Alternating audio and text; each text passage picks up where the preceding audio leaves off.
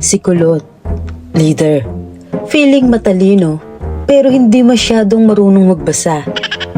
Si Baldo, mataas ang pangarap, pero mababa ang IQ. Luningning, boses malaserena, pero utak malalamok.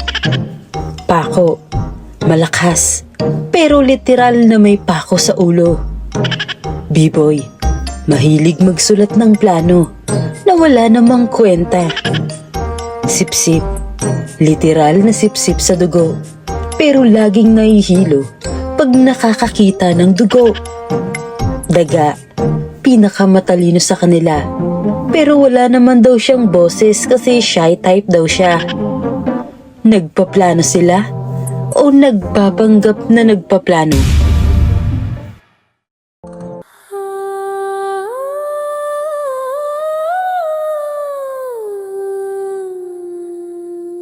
Sa dilim, may pusa.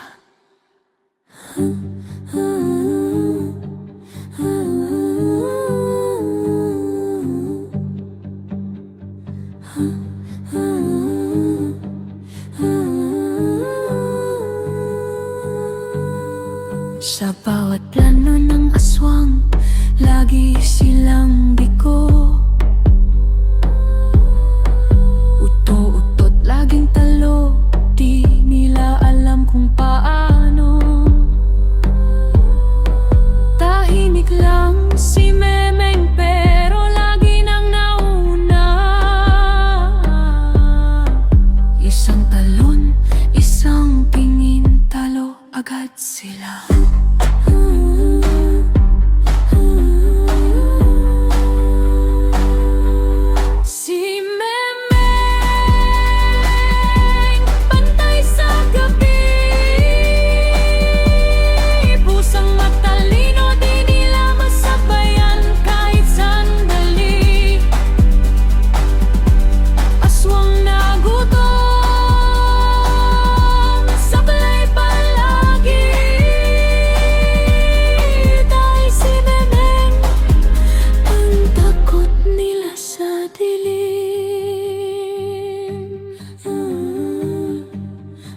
Sa dilim, may pusa at lagi sila.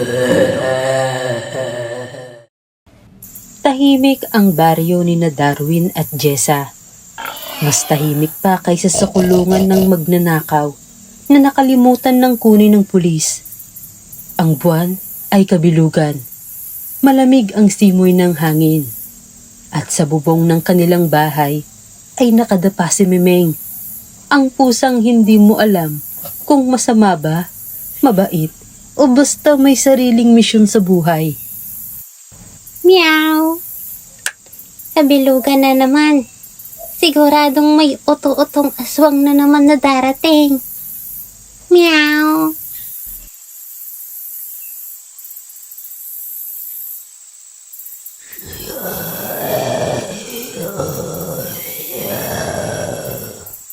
Oy! Dito yata! Amoy bata! Siyunga ka! Hindi yung bata!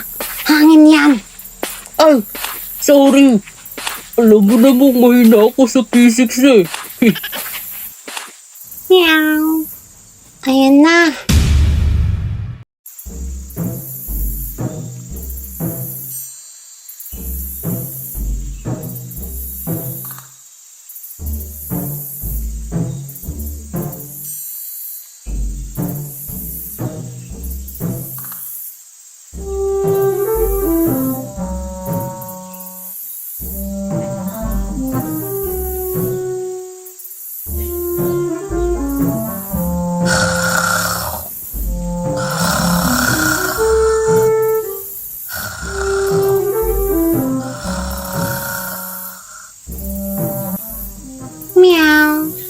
Araw-araw na lang akong bantay dito. Kailangan lang sahod. Pwede kayang mag-file ng leave sa pamilya na to? Aray ko! Siyunga ka kasi. Sabi ko wag kang duman sa kawayan eh. Sorry! Akala ko kasi flexible ako eh. Meow.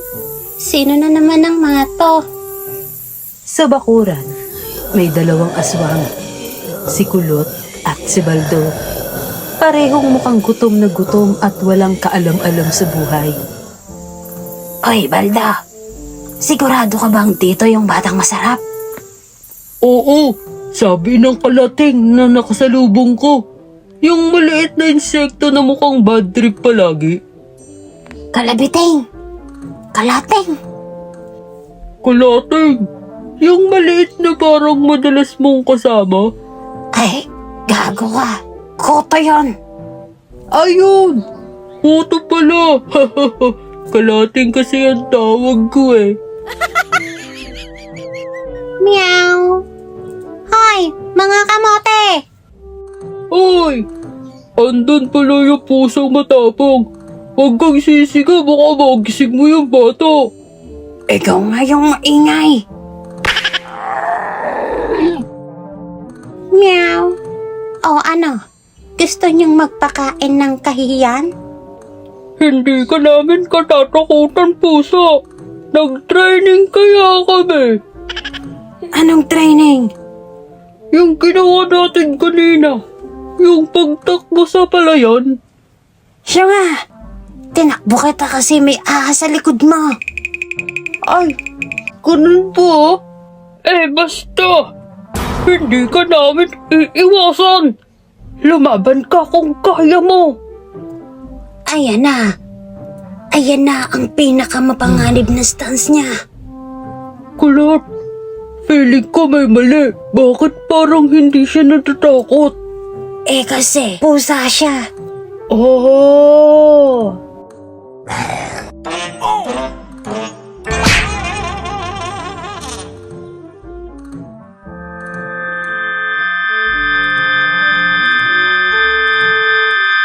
Baldo!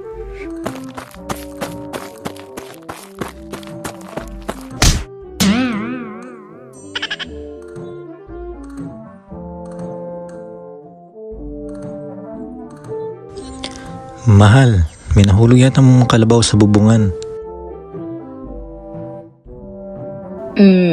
Natulog ka na. Guni-guni mo lang yun. Hindi, seryoso. May narinig talaga akong parang may nahulog. Matulog ka na. Meron nga. Fine, titignan ko. Pagbukas niya ng bintana, nakita niyang nakahandusay ang dalawang aswang sa lupa at si Memeng nakatayo sa ibabaw nila na parang nag-MC. Ladies and gentlemen, knock out ang dalawang kamote. Pero hindi na iintindihan ni Jessa syempre. Ang tangi niya lang naririnig. Meow, meow, meow, meow, meow, meow, meow. Mahal, bakit parang proud yung pusa natin? Mahal, mayroon na naman bang nabaliw na kapitbahay at nahulog dito? Bakit may dalawang tao sa lupa? Baldo, buhay ka pa? Oo, pero bakit parang ang sakit ng pagkatao ko? Parang nireview ang kaluluwa ko. Pagtingin nila kay Memeng,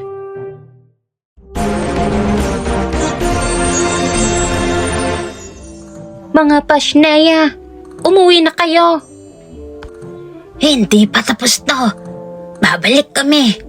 Next time, may dalang brain cells. Hindi, mga gamit, mga weapons. Oo nga, brain cells. Kasi wala kayo nun eh. Nakaka-insulto ka. gusto niyo ba ng round 2?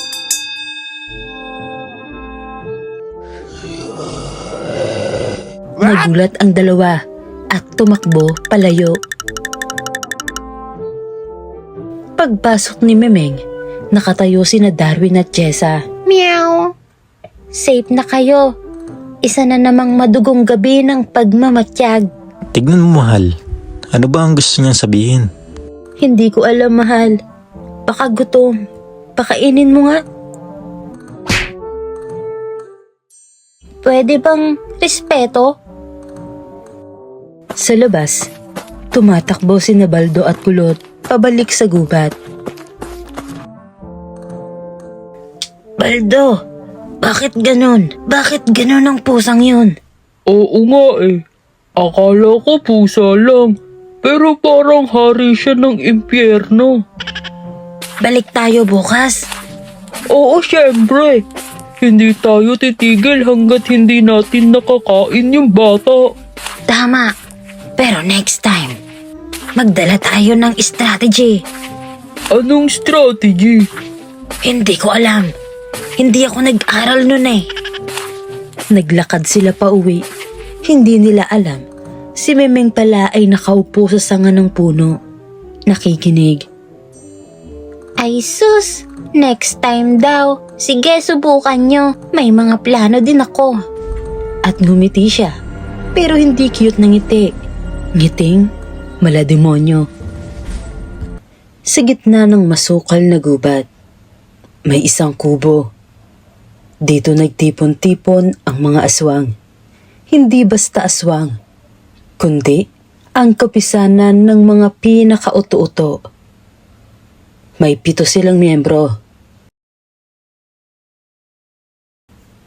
Mga kasama, kailangan nating maghanda. Binalot kami ng kahihiyan kagabi. Correction. Binabagsakan tayo ng pusa. Tama ka. At yan ang dahilan kung bakit kailangan nating mag-level up. Leader, tanong lang po, pwede po ba nating kainin na lang yung pusa? Para wala nang problema? Nakakatakot nun. Ay, oo nga pala. Yung pusa na tinutukoy nyo, mukhang professor ata iyon ng impyerno eh. Mga kasama, may ginawa akong plano. Desidido siyang ipinakita ang papel. At doon, sumabog ang utak ng lahat. Hindi dahil magaling, kundi dahil walang kwenta. B-boy, ano to? Bakit ganyan ka kasimple mag-isip? Sabi mo kasi, simple yan lang para hindi tayo malito. Sinobra mo naman. Oh. Tinignan nila si Daga, ang pinakamatalino sa kanilang grupo. Tahimik siya, nakayuko at nanginginig. Uy, Daga. May plano ka ba? Dahan-dahang kumamot si Daga sa sahig. Gumawa ng maliit na drawing na gamit ang paa. Hindi nila na-gets. Ang galing mo talaga, Daga. Tama. Sundin natin ang drawing niya. Ano bang ibig sabihin nun? Hindi namin alam. Wika nila sabay-sabay. Nagpalakpakan sila dahil may plano na raw. Pero wala.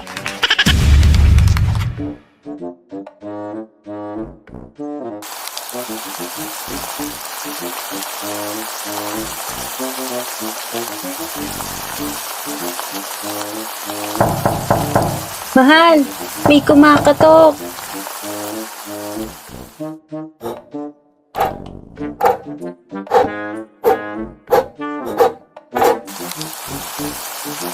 Sige mahal, tignan ko lang. Meow. Ay putek. Mukhang nadagdagan sila ah.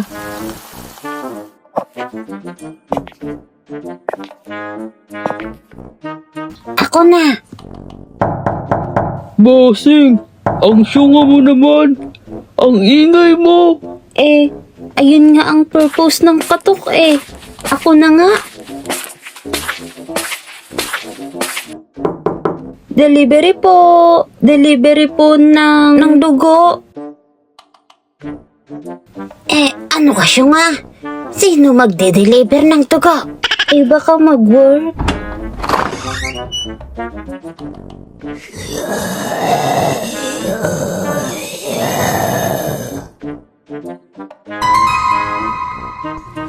Ano to? Morning play? May shooting ba? Boss, ano sasabihin natin? Hindi ko alam. Daga, ikaw.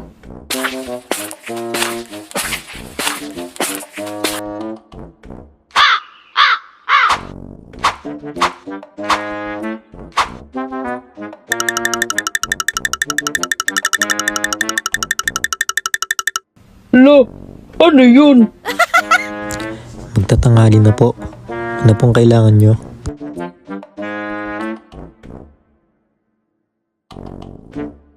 Nagbebenta kami ng suka. Ay, meron na kami. Ay, toyo. Meron na din. Beta, Ano raw? Ha? Wala. Batagon ang Tagalog ay salad. Hehe. meow. Nagwalk ang pusa na parang slow motion kahit hindi naman. Pagkakita ng mga aswang kay Memeng, sabay-sabay silang napaatras. Ay, ayan na siya. Yung pusang may diploma sa kademonyahan. Bossing, umuwi na tayo. Biglang sumama yung pakiramdam ko. Meow. Ganda ng entrance ko, no? Meow.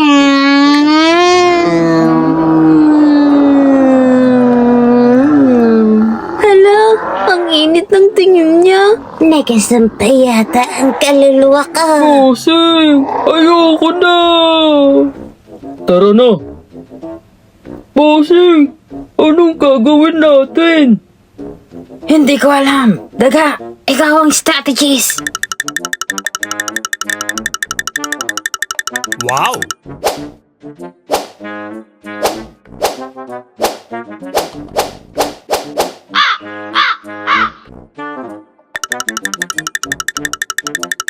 Fogta, ano na naman yan? Ito na siguro ang oras, bossing, upang ilabas ang ating pangmalakasang armas. Mapapaslang ka nito.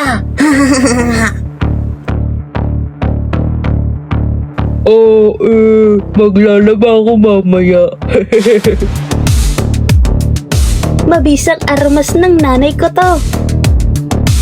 Teka, ang hirap. Drawing na lang. Wala akong totoong espada eh. Gusto kong sumipsip ng dugo professionally. Pero paglapit ni Memeng, tinignan lang sila sabay tango at naglakad pabalik sa loob ng bahay. At doon nila naramdaman ang pinakamalalim na kahihiyan sa kasaysayan ng aswang. Hindi man lang sila pinag-aksayahan ng pansin.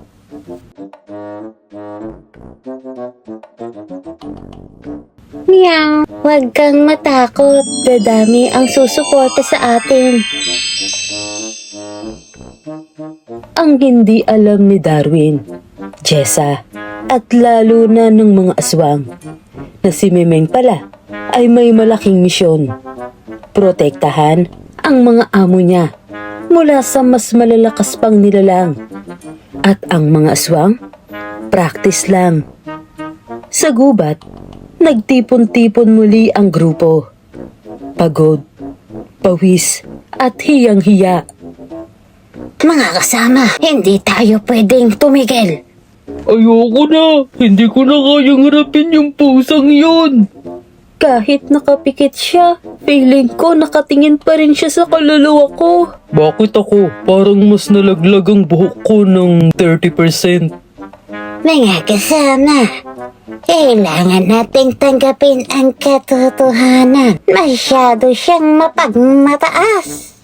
Hindi tayo susuko. Hindi dahil matapang tayo, kundi dahil gutom na tayo. Tama, hindi sila lumalaban dahil matapang sila. Lumalaban sila dahil gutom sila. Daga, ikaw ulit. Hindi nila na-gets, pero sabay-sabay silang tumango. Oo nga, ang ganda nito. Wala silang naintindihan pero nag-cheer sila. Abangan sa susunod na kabanata. Sa taas ng puno, nakaupo si Memeng. Nagmamasid. tahimik at nagbabantay. Naiintindihan ko sila, mga gutom, mga walang utak, mga nasisiraan ng ulo. Pero ayos lang, kasama sila sa routine ko. Next round, dapat naman, sana mas creative sila. Sumalayo, narinig niya ang mga aswang na sumisigaw. May bagong strategy. Mga bugok talaga. Sa dilim gumagalaw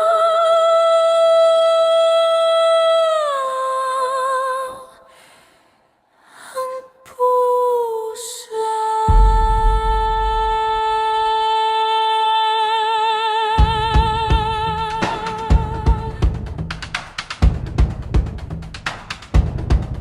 Uto-uto ang aswang, lagi ng palpak.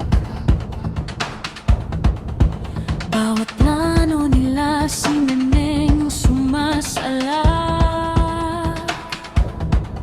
Tahimik pero